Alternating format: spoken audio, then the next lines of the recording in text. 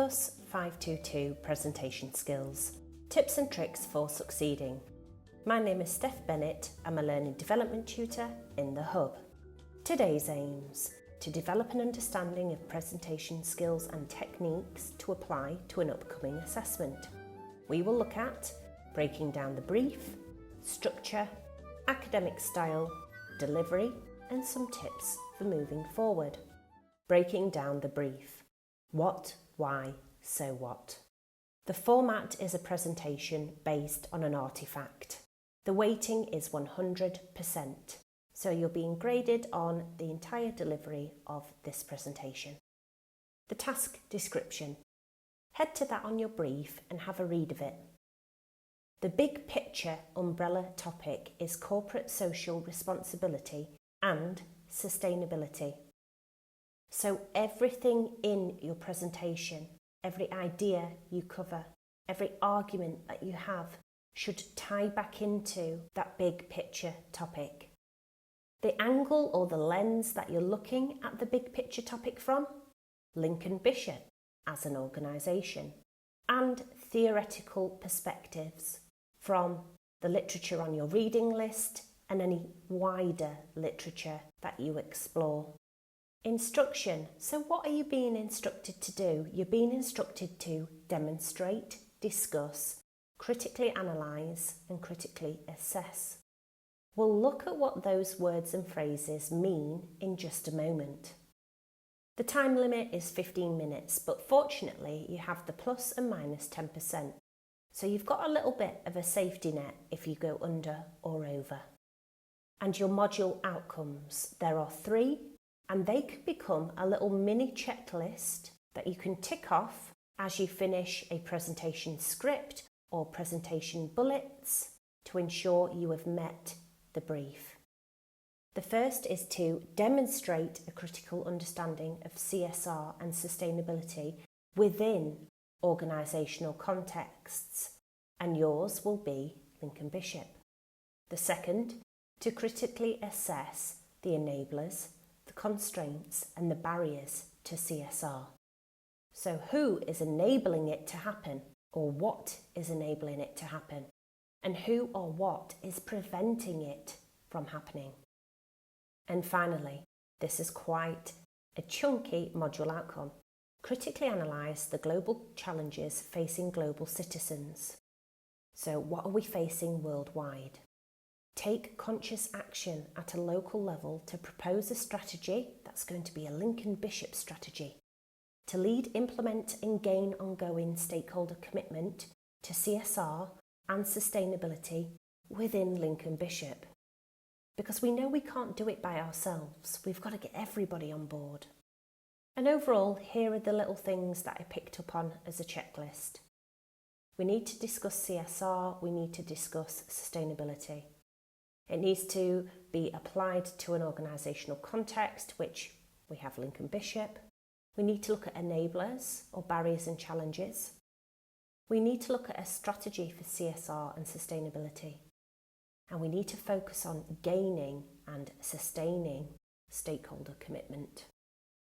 And here is our first task of the day. Can you match the instruction phrases to their corresponding description? Pause the video for 4 minutes and jot down your ideas.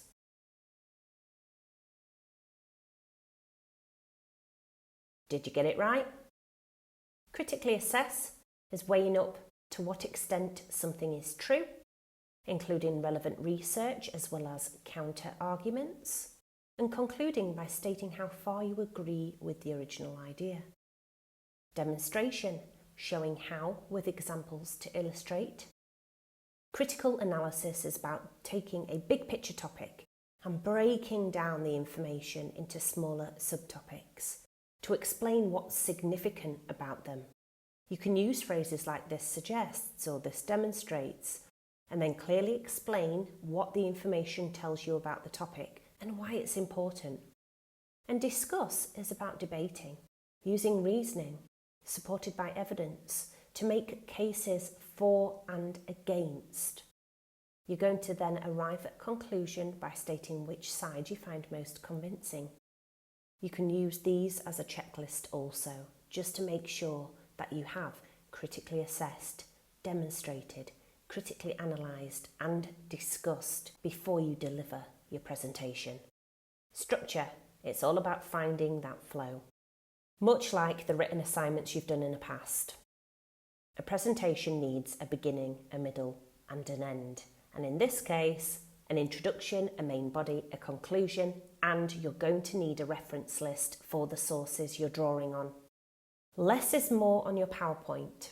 You might want to create a synergy between what you're discussing and what flashes up on the screen behind you. If it helps, write a script to begin with and then distill the script down into bullet points on flashcards. They can act as a prompt throughout your delivery.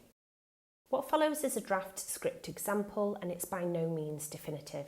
You can use it as a starting point and you don't even have to use it at all. It's totally up to you. Introduction, approximately 10% of the presentation time.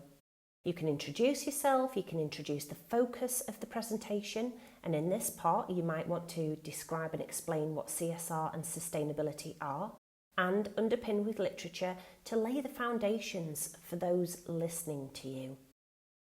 You might want to introduce the purpose of the presentation. For example, why are you delivering about this topic? And finally, you might want to offer a map to the listener to signpost them through what's to come in the main body. In the main body, you might also want to take the extra 10% of the time here to take it up to 13.5 minutes. Use your artifact as a focal point and think Lincoln Bishop and third person. It's not really the time to use the word I. In the main body, you might want to emphasise the significance of CSR and sustainability, and you can use the literature to underpin with this. Remember the book Aggie brought in? Page 8 could be a good starting point. You might want to discuss the UN's 2030 Agenda for Sustainable Development. And you can use your critical questions to break this down. What is it? How does it work? Why was it introduced? Why is it significant? Does it have strengths and limitations? You might want to discuss the UN's Global Compact. What is it? How does it work? Why was it introduced? Why is it significant? Does it have strengths? Does it have limitations? And the same for the UN's 17 Sustainable Development Goals. What are they? How do they work? Why were they introduced? Why are they significant? Do they have strengths? Do they have limitations? Then you might want to discuss organisational approaches to CSR and sustainability. What is Lincoln Bishop doing? How are they implementing it? Does that align with the literature? What does that tell you? Why is that important? What is the impact? You might want to consider who the enablers of CSR and sustainability are and how they manifest within Lincoln Bishop. Does anybody discuss these types of enablers in the literature? If so, what are they saying? What does that suggest? Why is it significant? What are the constraints or barriers to CSR and sustainability? How does this manifest within Lincoln Bishop? Who discusses these constraints and barriers in the literature? What are they saying about them? What does that suggest? Why is it significant? And naturally, this will lead you to propose a strategy for Lincoln Bishop regarding CSR and sustainability. What might that strategy include? How might you implement it? Does it align with the literature? If so, who? Why? Why is it significant? And how does it go about gaining stakeholder commitment? Are there other desired impacts of the strategy other than gaining stakeholder commitment? And finally, the conclusion, approximately 10% of the presentation time. Revisit what you set out to do and why. Then summarise your overall argument, your key points about CSR and sustainability. Reiterate why these points are important. And finally, tie it up by considering what the next steps should be for Lincoln Bishop and organisations in general. so they can move forward in a more environmentally friendly, socially equitable and economically viable manner. So I thought I might give you a little peel paragraph example about CSR. This example is available on the Learning Development Blackboard under the Senior Leadership section and Academic Writing. Naturally, when you're delivering a presentation, you won't speak as formally as this. However, this is a great peel example that shows you how you might want to present a bit of evidence, critically explain it, then build on that by presenting more evidence and then critically explaining it again. So let's have a look. Corporate social responsibility can generate a positive reputation for a company, leading to possibly more sales and growth. There's our clear and explicit point, and you can see the words can and possibly have been used. This is hedging language. We shouldn't be definitive in academic writing, but we need to hedge our bets a little. We're flipping then to some evidence. According to Jones et al., a corporation that invests in the environmental and ethical approaches of CSR will demonstrate to the public and the media that they are a responsible company. Watson provides evidence that this improves consumer sales as customers tend to support ethical green business practice, thus improving profitability and encouraging growth. So we've drawn on two authors there. Now let's explain critically what that means. This suggests that CSR is not only a moral choice, but a strategic one, aligning ethical values with commercial advantage. Let's flip back to evidence and build on this again. Here you can see we're very clearly demonstrating.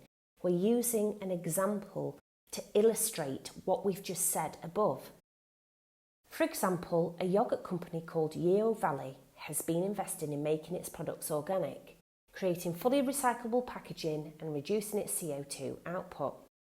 As a result, profits have doubled within the last 2 years, providing the company with a range of opportunities to expand. Now let's critically explain this again.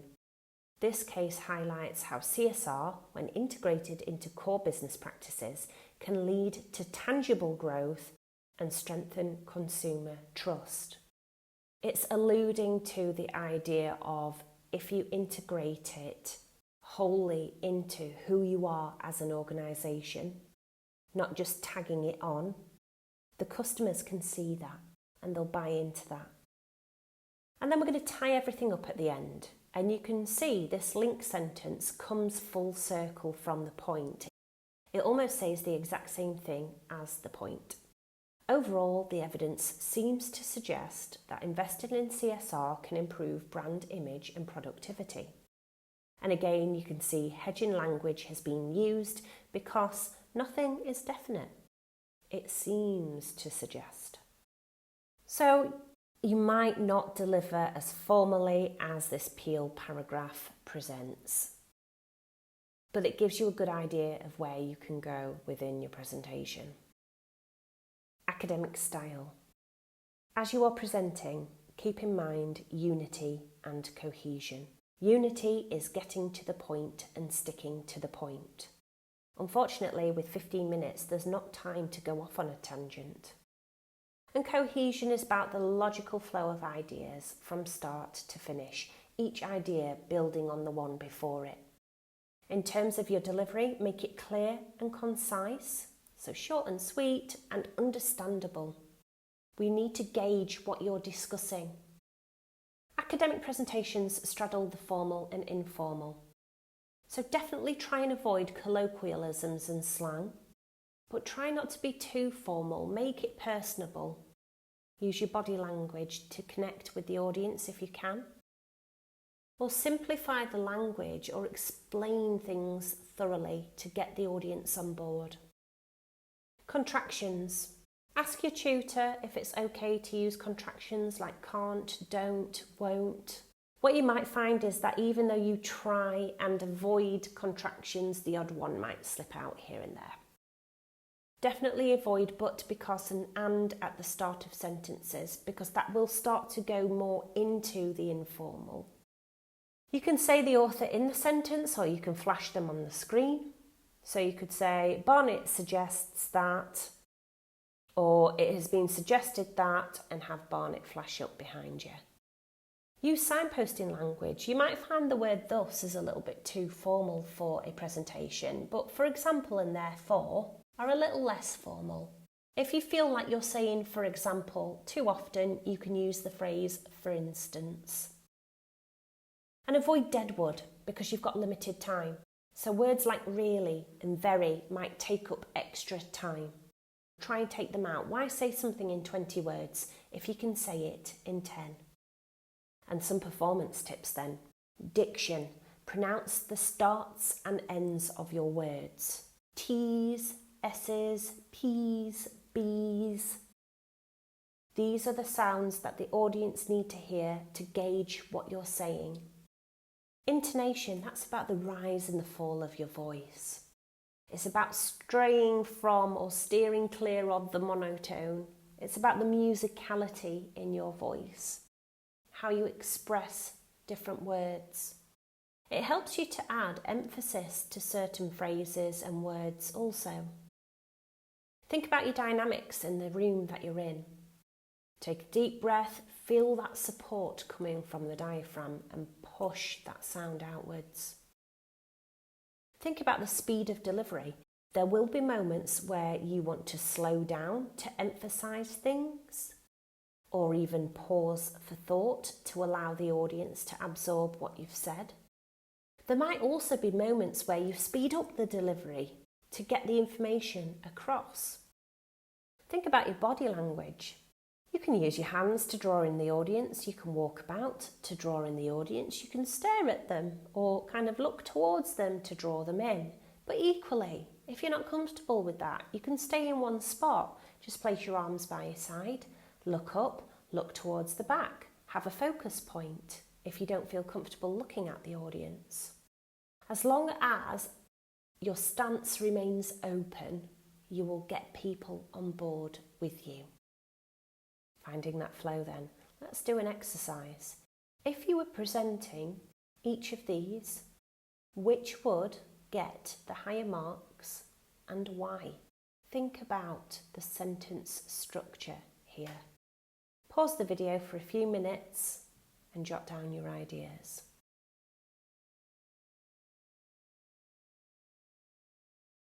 Did you get it right? It is the second one.